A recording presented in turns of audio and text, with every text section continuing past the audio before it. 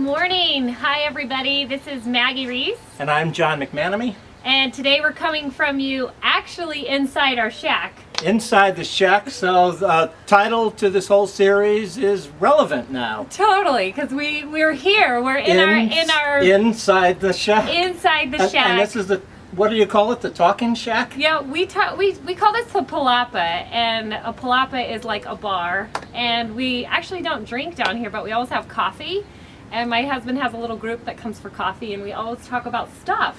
And that's what we're doing. We're just talking about stuff in the shack. Yeah, and you know, when my husband's friends come, they talk about politics or whatever's going on in the sports world. And what we want to talk about is bipolar, because nobody really wants to talk about mental illness or bipolar, but we want to dig down and unravel all the pieces of it. And bring it out into the open and the broad daylight where we can see it and deal with it, because then we can figure out then, how to handle it. And I think when we keep all of this stuff that we talk about in here, we explode on others. And that's what we're going to talk about today is, we need to communicate with others so we don't have these explosions. Right. Or we also shut down and we isolate. We isolate. So there's these two extremes. We can explode, or we can just completely withdraw into our shell. And either way, we're not communicating.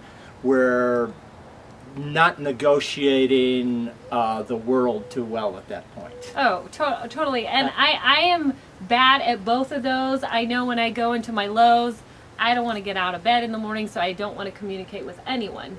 And then on the other end of the spectrum, when the mania comes, and I always get a lot of mania in the spring and summer, then I feel the irritation and the, I don't know how to tell you guys, but it's just like this angst where I'm just like, screw you people, even to my most dear and loved ones. It's like we're operating on in a different reality in a way. The time is speeding up or slowing down as the case may be, and people aren't in sync or accord with us, and we get very irritable. It's come on world, it's like being stuck in a traffic jam sometimes. We're sucking people's other fumes. We just want to put a bulldozer extension on our cars and mow them out of the way and fire our bow torpedoes at everybody. Totally. But of course, when we handle personal relationships like that, our families, our friends, our loved ones are not going to appreciate that. Oh yeah, and we've both been in those problems where we take it out on our loved ones. Right. So this is a topic about relationships then. Yes, definitely about relationships. I've been with my husband for 20 years, married for 14,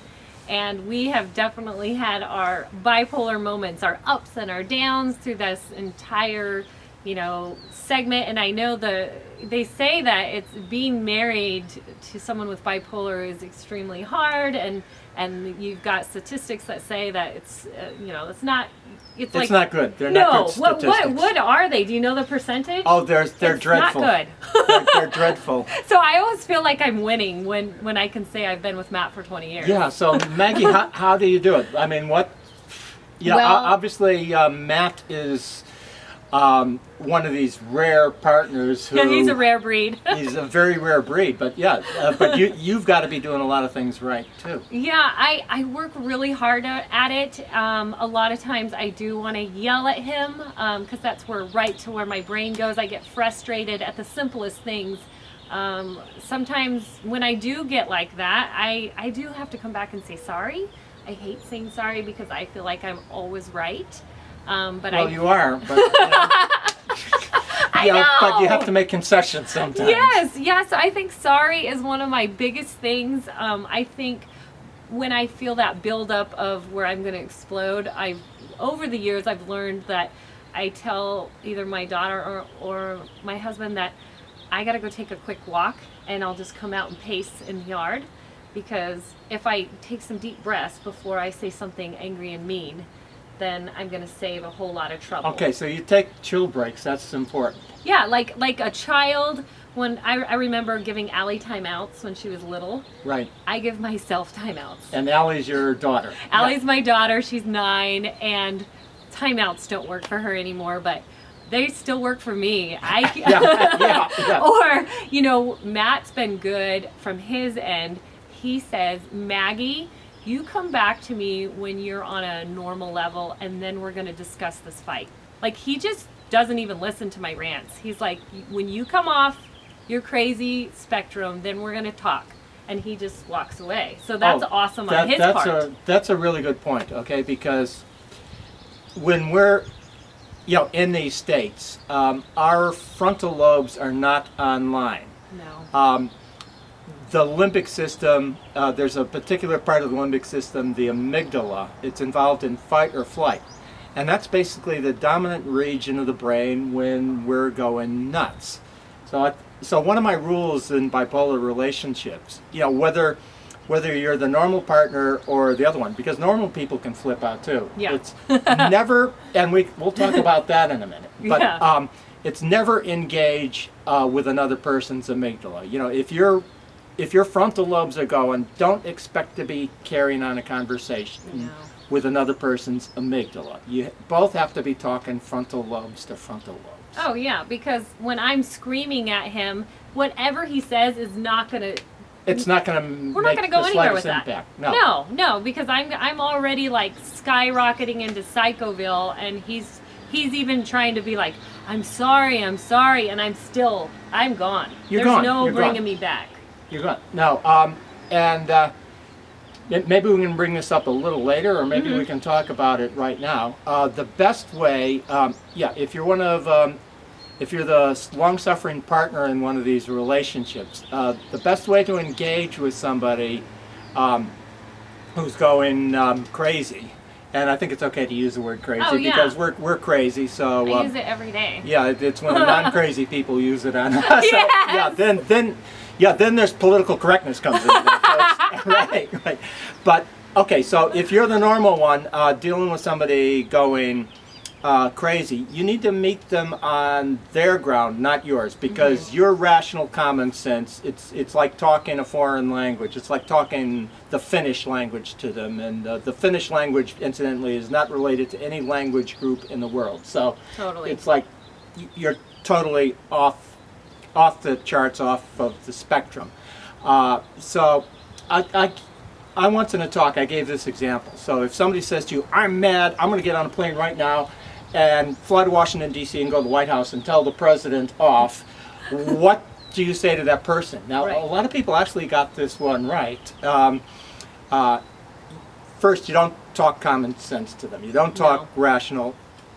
Something like, okay, do you want me to book the tickets? That is so true. Yeah, why don't you explain that one? Why that works? Yeah.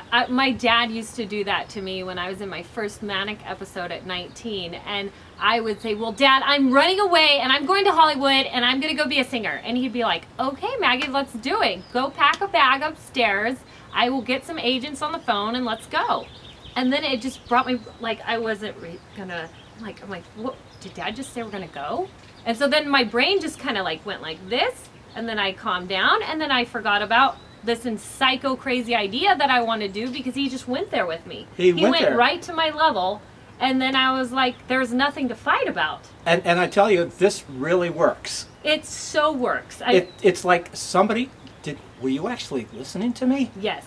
Holy cow, you actually listened to me. You just were there, right there. You met me at my level. I mean, this just happened to me last week. My sister and I were talking, and I was mad at her because I hadn't seen her in months. But instead of just talking like, I'm upset at you, you know, maybe even a little bit more than that, I went to the like, F you, Amy, I'm so effing mad. And, you know, I'm saying the F word right and left. She just listened. And then she said, Mag, I understand where you're coming from. Let's work on this. That is so magic, She Maggie. was amazing. And she just brought me from here. This was last week, from here all the way to here. And we got off the phone call. There was no tears. There was no crying. Nothing. Yeah, this is almost, if we're a ticking time bomb, you know, this is almost like the magic blue wire we pull out. Yeah. You know, we don't try to stick the green wire and the yellow wire and, you know, be superior, you know, because even if you're right, you know. Which most of the time you guys are right, because we're off our rocker. We're off our rocker, but even if you're right, this is not the time to prove you're right. This is the time to just calmly Rein it in. Rein it in, just, get that green wire and just jiggle it. And believe it or not, that tick, tick, tick, tick stops ticking. It's amazing how it works. I even found that in the mental hospitals that I was in 2 different ones.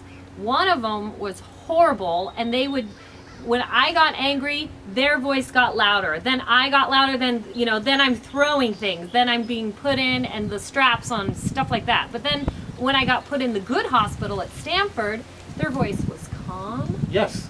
They brought me from here to here. Then all of a sudden, Maggie, would you like to do arts and crafts? Yes. Like it was like a switch. Like somebody flipped a switch and my anger went. Yeah, and this isn't rocket science. I mean, I learned this technique facilitating DBSA, Depression Bipolar Support Alliance, support groups. And of course, we're going to have people in all kinds of moods, from deep depression to flying off the walls. Yeah. And the simplest thing is to just go with the people who are flying off the walls. We just meet them on their level, and gradually, we can almost sync our energies and just bring it down. But we've got to meet them on their level. If we're confrontational, or if we're going to show them who's boss, it just doesn't work. And on the other end, meet us on our level when we're depressed. And I have an example of this. When was it? 2 weeks ago, I was in a pretty bad, low mood. Went on for, weeks on end. It never seemed to, I just was in a horrible mood every day. And my husband could tell that I was doing bad, and he just came over and he just gave me this big squeeze, and he said, Maggie, let's squeeze that sadness out of you. Oh man, can I borrow your husband? I know! This guy is great. He was so good, and I was like, I felt like I was in an out-of-body experience. Like, he just knew how sad I was. He gave me this massive hug, and the tears are running down, and then my daughter comes over and says, Mommy, I want to squeeze the tears out too. And she came over. I've got both of them squeezing me. I'm like the love, and they knew that I was not well. And it just, from, a couple hours later, it was already like the comfort and everything. Like I could manage that. There was support there. Oh, that's wonderful stuff. Yeah. I want to just take it from the other point of view. Okay. Because sometimes we can be the calm one in the room. Yes.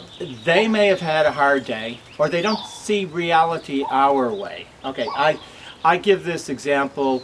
They see 4, we see 28. We're non-linear thinkers. We can often see around corners. So they might see a situation where they may freak out because they've only got the 1, 2, 3, 4. But in our own minds, we've already seen the solution. Totally. And we're totally cool with it. So they can't figure this out. So sometimes we're the one who has to calm them down. So don't think we're the only ones who go crazy. The other point of this is we have been through so much in our lives, so much hardship, pain, crisis, that often we know how to manage crisis situations. Sometimes what will freak out, I'll use a word in quotes, a normal person won't phase us at all. So we're the calm ones, so we've got to use the same techniques we want them to use, we would want them to use on us. Like, I understand, it's okay. Yeah.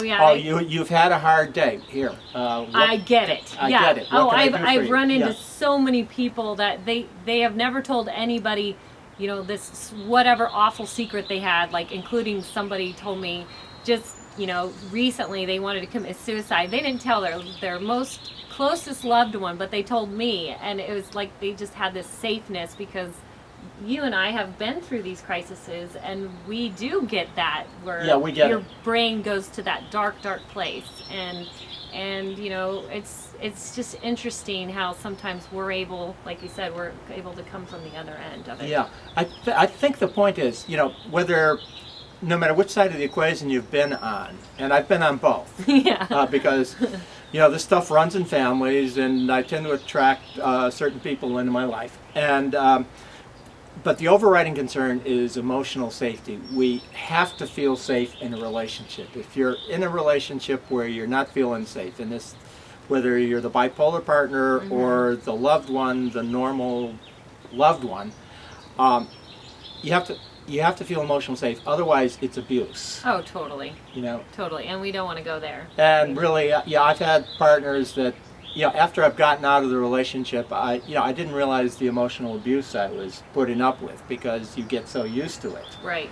And then you're not feeling safe. You're feeling like you're being judged all the time. With whatever you say. Then all Whatever of a you sudden, then you're in this thing, well, I better not say that because then they're like, oh, she's having a bipolar moment or a manic thing or she's depressed, blah, blah, blah. But sometimes I'm really not. I'm just having a moment as any human being We would. can all flip out just like any normal person. Right. That's where Matt's all, can you tell me how I'm supposed to react? Because sometimes I do feel for him too because he's like, is this like bipolar stuff or is this regular stuff? And yesterday, my client of 15 years had a stroke. I was devastated by it. And he texted me and he goes, how are you doing emotionally? And that was awesome right there. Because this guy is so good. I know, he was so awesome. And maybe we've been with each other 20 years, but I wrote back. That might explain why you've been 20 years, because you do feel safe in this relationship. I feel very safe. And I got that text and I said, I'm emotionally doing okay with my bipolar stuff, but I'm just sad in regular grief, feeling for this client. Right. So just regular grief. So you guys are really good at communicating. Yeah. Can you explain that to people? Yeah, the communication is so key, and you as a bipolar person needs to tell your partner when you're having an off day, when you're starting to not sleep, when you're starting to get manic.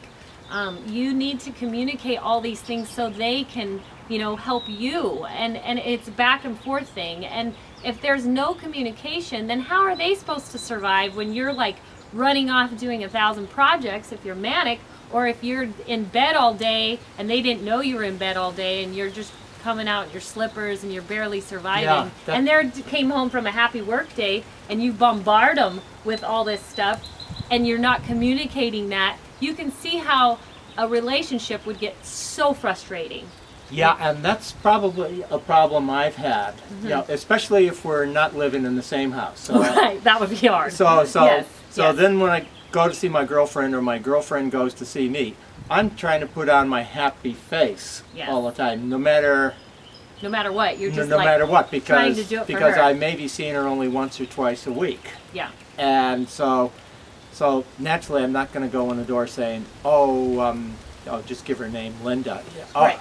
I'm feeling miserable. Yeah. Right, and what you should. That's where. And I should. That's where you need to communicate better. And all of you out there, I hope that you start communicating better because you're going to save yourself so much stuff. Yeah, I think it was easier Right. when I was in a marriage where I could say, it was a daily thing. Yeah, They okay, saw let's you- give her a name, Linda, again. Yeah, Right. It's like, okay, Linda, I'm really having a bad hair day, or Linda, Yeah. I just didn't get enough sleep last night. Yes. Then they kind of know, tread gently, be understanding. Yeah, they know you're good, the bad, the ugly. Right. And when Matt comes in every day, he always says, Maggie, how was your day? And I'm not the person that goes fine, because I don't believe in that word fine. I say it as is. I'll say, I had a shitty day, or I had an awesome day working with John, or I was lifted up by my exercise, or I started bad but got better. Like, those are my answers. They're not just, oh, I'm fine. Yeah, and that gives him a cue of how to respond, because Totally. Because when you say you're fine, he really knows you've had an awesome day. You're fine. Right. Yeah, if I do say fine, it really is fine. He's not trying to interpret the Finnish language, know? Yep. And don't you find in life so many people ask you, how's your day? Yeah. It's everywhere, even at the grocery store. And I was in the grocery store, and this guy says, hey, how's your day going? I'm all, not good. And he was like, and I go, well, maybe it'll get better, but right now it's not good. Yeah, it's almost, I want to respond in a nerd, geeky way. Yeah, my amygdala is super sensitized. It's taken my frontal lobes offline, and I've got glutamate pouring into my neurons, which is rousing my excitatory chemicals. Right. Awesome sauce right there. Yeah, awesome sauce. That's what my daughter always says, that funny word. But anyways, today we've just kind of touched on a little bit of our relationships, and we want to just have you tune in to us more, and we want to share our books with you before we leave. Oh, should we get out the books? Yeah, get our books. We always have to push our books. Yep. Oh, that's mine. That's yours. This is yours. Yeah, this is mine. And mine is Runaway Mind, My Own Race with Bipolar Disorder. And this is my new edition. I also have some coping skills in the back, and it's my personal story of what the hell I went through. And this is my latest series, the Bipolar Expert Series. This is going to be a 6-book series. This first book, Not Just Up and Down, explains moods, and we're going to get into behavior, recovery, and treatment, and relationships in later issues. So that's awesome. So also subscribe to this channel and get on our mailing list. Thank you so much. Thank you.